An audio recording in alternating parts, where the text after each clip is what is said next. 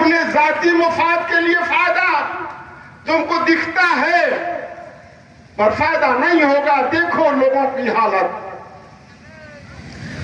हिस्सा लो और बाइज्जत इक़्तिदार हासिल करके अपने कौम के साथ साथ जो जुल्म हो रहा है पिछड़े समाज, दलित समाज पर, जो हमारे भाइयों के लिए जो सवर्ण समाज के गरीब हैं, उनको हिस्सा दो। मैं समझता हूं कि एक मुसलमान को इस जमीन पर पैदा होने का ही फर्ज अव्वल है जो हम सभी को करना है। पीस पार्टी उसी पे चलना चाहती है। साथियों, डर खौफ से काम नहीं चलेगा। एक बार मुत्तहिद तो हो जाओ, एक बार हो तो जाओ। देखो इनकी हालत, जो आज डरा रहे हैं। आप जुल्म नहीं करोगे फिर भी आपकी ताकत से डरेंगे। यही एक तरीका है। अगर आपने तरीकेकार बदल दिया सियासत का तो इंशाअल्लाह इक़्तिदार आपके हाथ में होगा। बहुत शुक्रिया। आइए भाई इसी साहब को मैं चाहूंगा कि हमारे बीच में हजरत मौलाना जहांगीर नईमी साहब, जहांगीर नईमी साहब। नीतीश कुमार जिंदाबाद, डॉक्टर अयूब जिंदाबाद, डॉक्टर अयूब संघर्ष करो। जिसको आप देखना चाहते थे वो डॉक्टर अयूब, जिसने इस प्रदेश के देश के दिशा और दशा को बदलने के लिए अपने घरों से निकला है, वो भी आपके सामने जलवा अफरोज है। और हमारे और आपके बीच में डॉक्टर पीएल वर्मा, जो किसान पार्टी के कौमी सदर हैं, वो भी हमारे और आपके बीच में जलवा अफरोज है, बैठे हुए हैं। मैं चाहूंगा कि नमाज के लिए काम करने वाले पीस पार्टी के राष्ट्रीय अध्यक्ष डॉक्टर अयूब सर्जन साहब, बहनों और बच्चों, आप सभी को मेरा आदाब, नमस्कार। भाइयों, आप जिस भारत में इस समय रह रहे हैं, जिस शासन में आप रह रहे हैं, चारों तरफ दहशत का माहौल है। हर आदमी डरा हुआ है। केवल चंद एक लोगों को छोड़कर हर आदमी के मन में डर है। और डरा कौन रहा है? डर वो आज के वर्तमान शासन से डर रहा है। न जाने कब किसके खिलाफ एफआईआर हो जाए, न जाने कब किसका घर गिरा दिया जाए, न जाने कब किसका एनकाउंटर कर दिया जाए। ये दहशत है, न केवल मुस्लिमों में बल्कि दलितों और पिछड़ों में भी ये दहशत है। चंद लोग केवल इस शासन में आराम से जिंदगी गुजार रहे हैं। दोस्तों, हमें चाहिए क्या? शासन से क्या चाहिए? शासन कहता था जिस स्वराज की बात हम करते हैं, महात्मा गांधी ने लिखा था मेरे सपनों का भारत। उनकी एक पतली सी छोटी सी किताब है। उन्होंने लिखा, पहली पेज पे लिखा था, हम ऐसे भारत का निर्माण करना चाहते हैं जिसमें न केवल गरीबों, पिछड़ों, दलितों की बात सुनी जाए, मुस्लिमों की बात सुनी जाए, उसमें देश के सबसे कमजोर, लूले, लगड़े और बेसहारा भिखमंगे की भी बात सुनी जाए। हम ऐसा भारत का निर्माण करना चाहते हैं। मुझे इस बात की खुशी है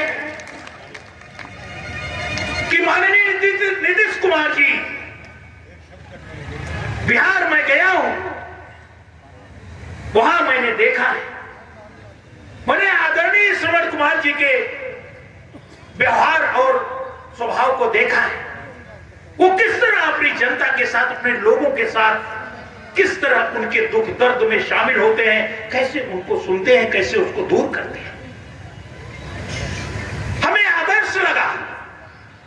मैंने कहा मैं गांधी जी का फॉलोअर हूं, मैं इंसानियत का फॉलोअर हूं, उसका अपने मन में धारण करता हूं। मुझे पूरे भारतवर्ष में ऐसी कोई सरकार नहीं दिखाई दी जैसी बिहार की आज माननीय श्रवण कुमार पटेल जी की सरकार कर रही है।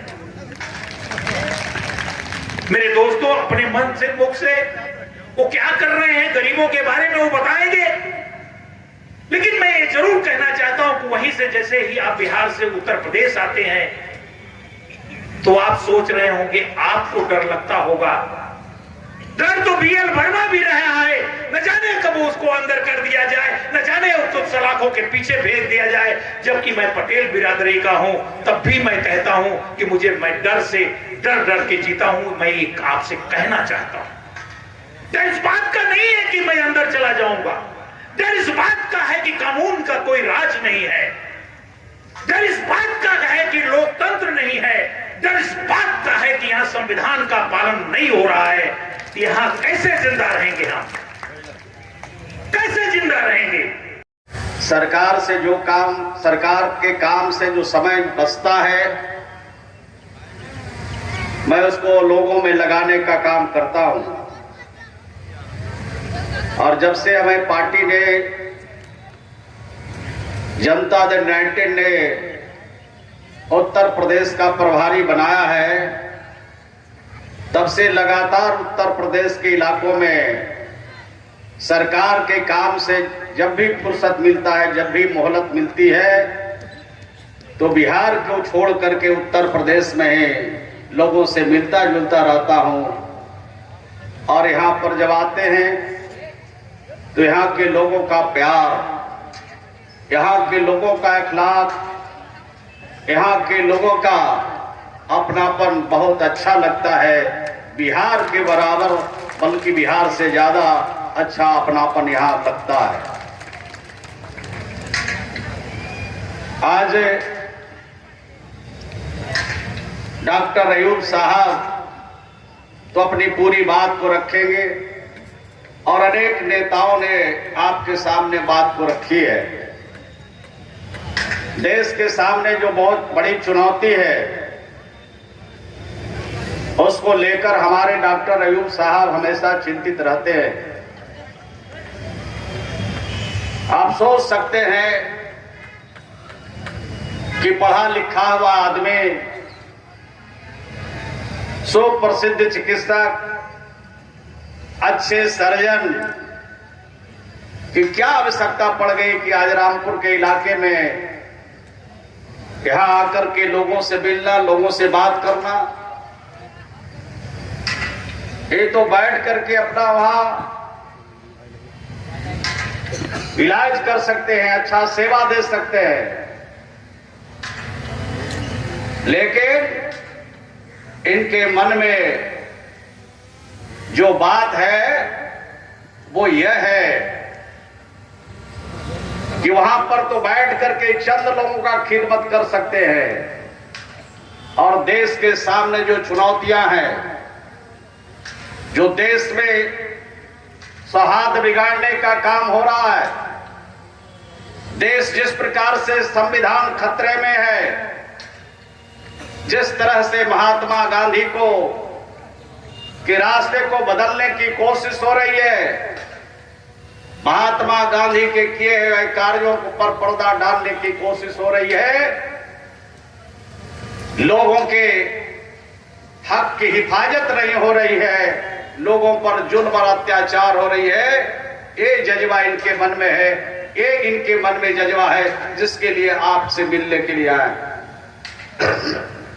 इनके जो लड़के हैं, इंजीनियर इरफान जी, वो भी विदेश में पढ़े हैं, अच्छा काम कर सकते हैं अपने लिए, परिवार के लिए, लेकिन ये अब डॉक्टर अयूब का परिवार अपने परिवार के लिए नहीं जीता है, ये समाज के लिए जीता है, लोगों के लिए जीता है, लोगों की खिदमत करना चाहता है, लोगों की सेवा करना चाहता है।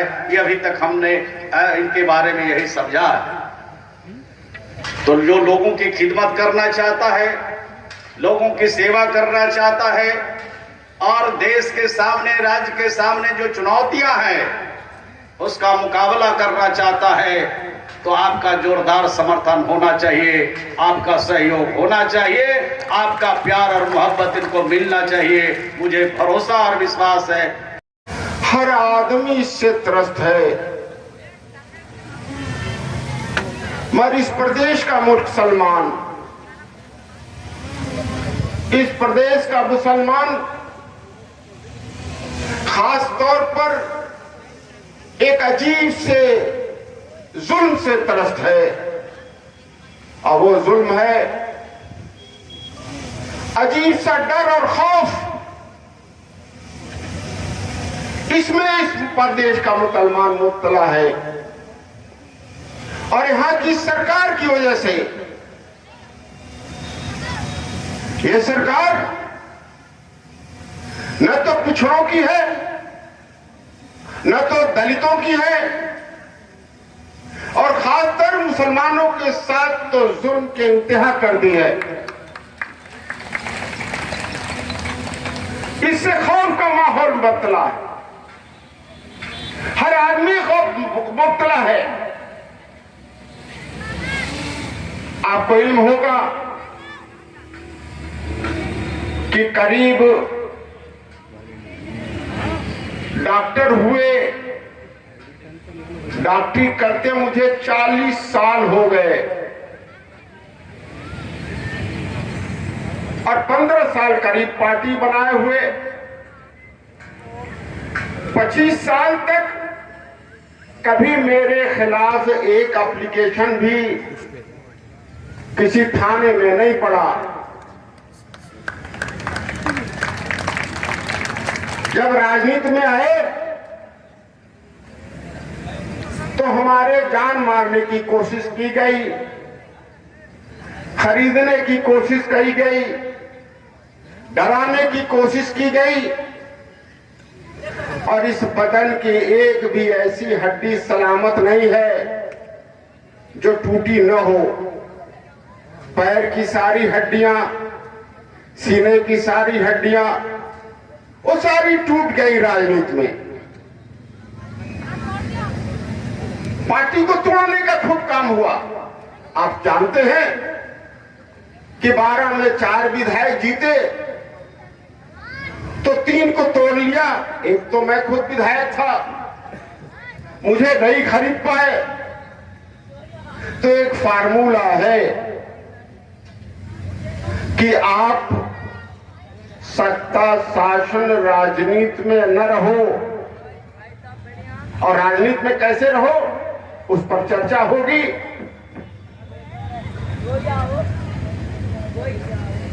समाजवादी पार्टी को जब हमें नहीं तोड़ पाई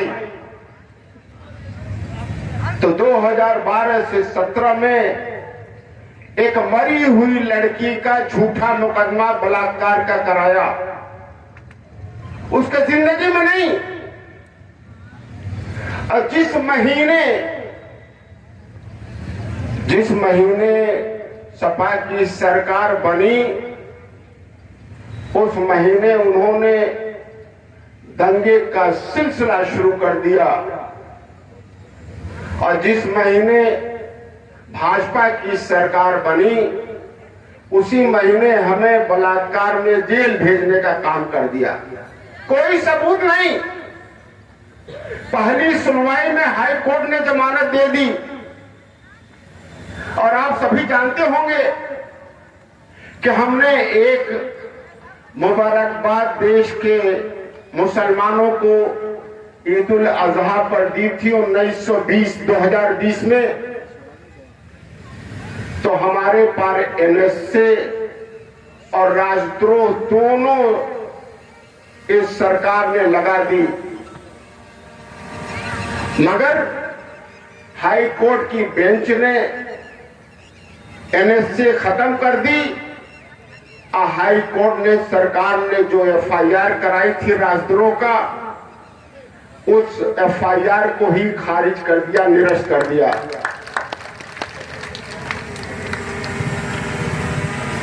ये जुल्म, इसलिए है कि मैं आपके हक के लिए जद्दोजहद कर रहा हूं, सिर्फ मुसलमानों के लिए नहीं,